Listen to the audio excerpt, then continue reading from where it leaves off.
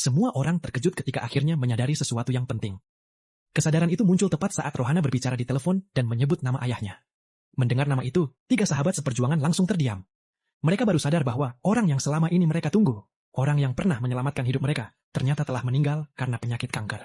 Hati mereka seketika terasa hancur. Lebih menyakitkan lagi, ketika mereka mengetahui bahwa pada saat yang sama, istri dan anak perempuan sang penyelamat justru sedang diperlakukan tidak adil oleh para preman. Rasa sedih berubah menjadi kemarahan. Tanpa berpikir panjang, ketiga sahabat itu segera meninggalkan semua urusan mereka dan bergegas menuju alamat yang diberikan oleh Rohana. Sementara itu, di pasar tempat perempuan itu berjualan, seorang manajer pasar justru membawa beberapa orang untuk menghancurkan lapak sayur milik perempuan tersebut. Perempuan itu tidak mengerti mengapa hal itu terjadi. Dengan penuh kebingungan, ia mempertanyakan tindakan sang manajer.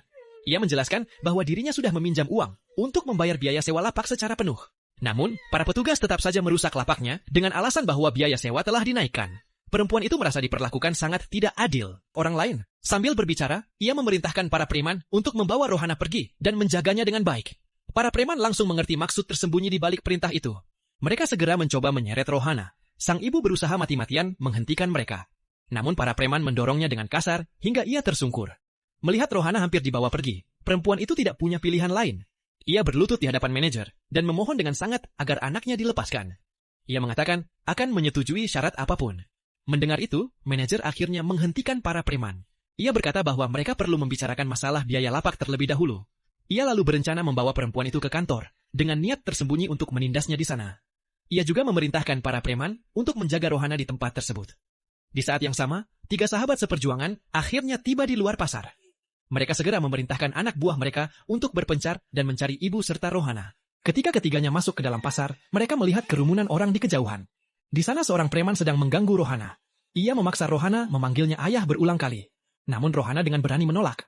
Ia mengatakan bahwa pria itu bukan ayahnya. Lalu ia menyebut nama ayahnya yang sebenarnya. Preman itu langsung marah. Ia mengangkat tangannya untuk menghukum Rohana. Tetapi sebelum tangannya sempat mengenai Rohana, sebuah tangan kuat tiba-tiba mencengkeram pergelangan tangannya dengan keras. 3 sahabat seperjuangan telah datang tepat pada waktunya. Setelah mendengar nama ayah Rohana, preman tersebut tidak menyangka ada orang yang berani menghalanginya. Ia langsung bertanya dengan sombong, apakah mereka tahu siapa dirinya? Namun salah satu dari 3 pria itu menjawab dengan tenang bahwa nomor telepon yang diberikan ayahnya sebelum meninggal benar-benar memanggil 3 paman yang datang untuk melindunginya. Preman yang dipukul itu menjadi sangat marah. Ia segera memanggil rekan-rekan gangnya, berniat untuk menyerang ketiga pria itu bersama-sama. Namun salah satu sahabat seperjuangan tiba-tiba berteriak keras. Pada detik berikutnya, belasan mantan tentara melompat keluar dari kerumunan orang dan langsung mengepung seluruh tempat itu. Para preman yang datang langsung terdiam ketakutan. Dengan gemetar, salah satu preman mencoba menyebut nama orang yang menjadi pelindung mereka. Namun setiap kali ia mengucapkan satu kata, salah satu sahabat itu menamparnya sekali. Akhirnya pria itu berkata bahwa preman tersebut sebaiknya menelepon orang yang menjadi pelindungnya dan meminta maaf. Pada saat itu, Rohana memberitahu ketiga paman itu bahwa manajer pasar baru saja membawa ibunya ke kantor. Mendengar hal itu, amarah mereka langsung memuncak. Salah satu dari mereka menendang keras preman yang ada di depannya dan menyuruhnya segera menunjukkan jalan.